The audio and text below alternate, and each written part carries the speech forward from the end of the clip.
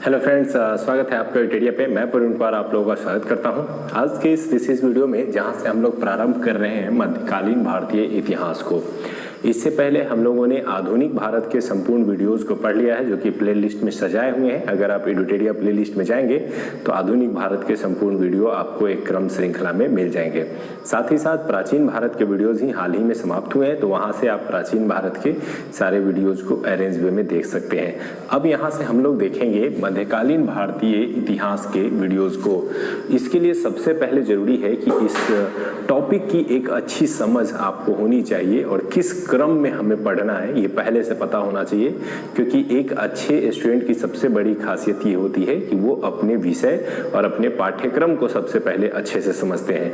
तो अगर आप सब्जेक्ट और उसके सब्जेक्ट के अरेंजमेंट को अच्छे से नहीं समझेंगे तो वो विषय थोड़ा कठिन हो जाता है। तो सबसे पहले हम लोग थोड़े से अरेंजमेंट को समझ लेते हैं आज के विषय में, तो फिर उसको पढ़ना बहुत आसान हो जाएगा और बहुत अच्छे तरीके से आप समझ पाएंगे और मुझे भी समझाने में मजा आएगा।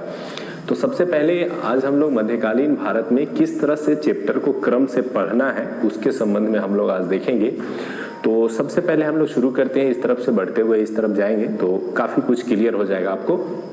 जिस समय भारत में प्राचीन भारतीय इतिहास की अंतिम दौर चल रहा था, उसी समय भारत में जो है अरबों का आक्रमण शुरू होता है और पहली बार इस्लामिक आक्रमण होता है और भारत में जो है अरबों का प्रवेश यानी इस्लामिक प्रवेश शुरू होता है।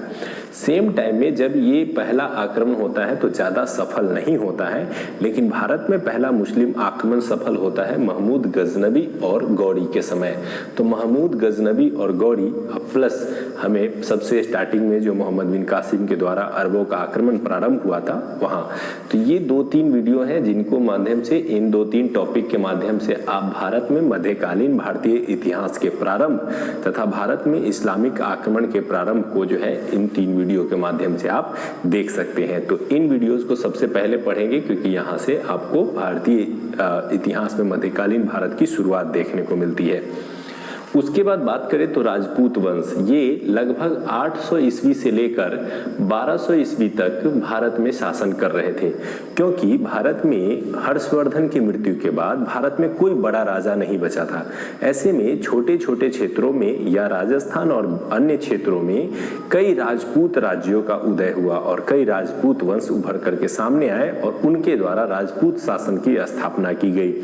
जैसे में परमार वंश, चौहान वंश, प्रतिहार वंश, सोलंकी वंश, चंदेल वंश आदि कई राजपूत राजवंश हुए जिनसे संबंधित प्रश्न जो है कई एग्जाम में देखने को मिलते हैं। तो जिस समय महमूद गजनबी और गौरी का आक्रमण हो रहा था, सेम उसी समय दूसरे क्षेत्र में भारत में जो है इन विभिन्न राजपूत राज्यों का भी शासन का दौर चल रहा था। तो ये दोनों एक ही समय की स्थितियों को दर्शाएंगे।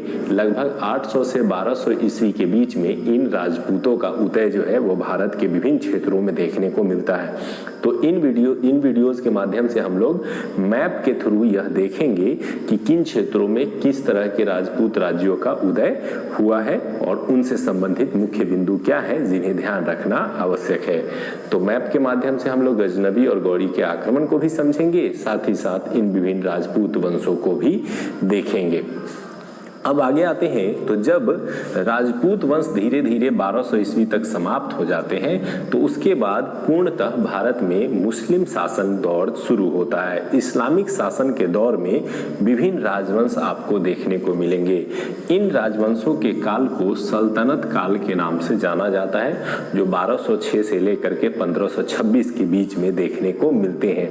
इस दौरान 5 विभिन्न शासक आते हैं, वंश आते हैं, जिनके विभिन्न शासकों के समय ऑब्जेक्टिव बना करके पूछे जाते हैं। तो बारी बारी से एक एक वीडियोस के माध्यम से हम लोग इन वंशों के विभिन्न छोटे छोटे बारीक पॉइंट और इनके डिटेल पॉइंट्स को भी देखेंगे।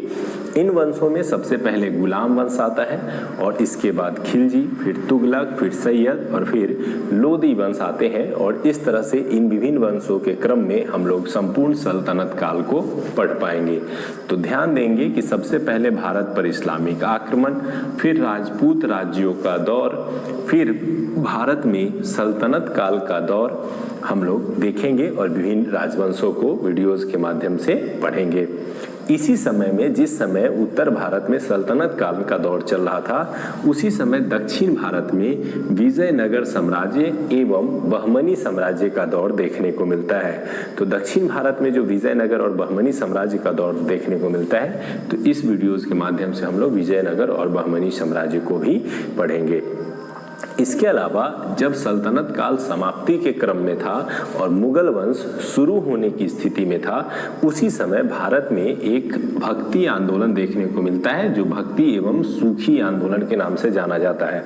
भक्ति आंदोलन विशेष रूप से हिंदू संप्रदाय में उभरे हुए कुरीतियों को दूर करने के लिए चलाया गया था। तो वही इस्लामिक धर्म में आए हुए कुरीतियों को दूर करने के लिए सूफी आंदोलन चलाया गया था।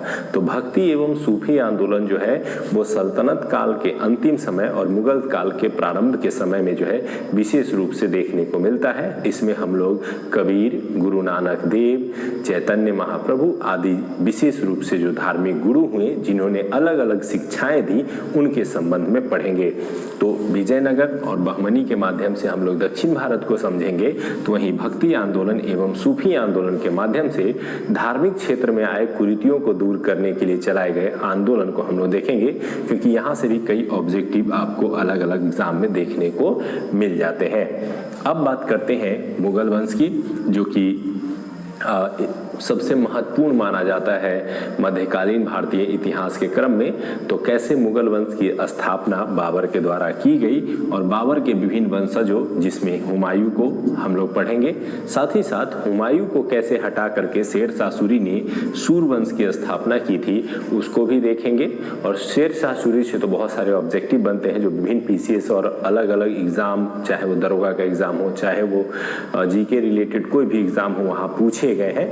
तो हुमायूं, शेरशाह सूरी को देखेंगे। इसके अलावा अकबर, जहांगीर, शाहजहां, औरंगजेब, जो प्रमुख शासक मुगल वंश में उभर करके सामने आए थे, उनसे संबंधित विभिन्न बिंदुओं को हम लोग पढ़ने का प्रयास करेंगे और मुगल प्रशासन की क्या विशेषताएं थी उसको भी जानने का प्रयास करेंगे और अलग अलग वीडियोस के माध्यम से देखेंगे। और सबसे लास्ट में आएगा उत्तर मुगल काल, जो हम लोगों ने ऑलरेडी आधुनिक भारत के वीडियोस के क्रम में पढ़ा था। तो उत्तर मुगल काल को भी पढ़ेंगे और मुगल वंश के पतन के बाद मध्यकालीन भारतीय इतिहास का समापन होगा और आधुनिक भारतीय इतिहास शुरू हो जाता है। तो आधुनिक भारत के इतिहास की वीडियोस तो ऑलरेडी आप लोगों को प्लेलिस्ट में दे दिए गए हैं। तो अब यहाँ से जो श्रृंखला शुरू हो रही है वो है मध्यकालीन भारतीय इतिहास की श्रृंखला।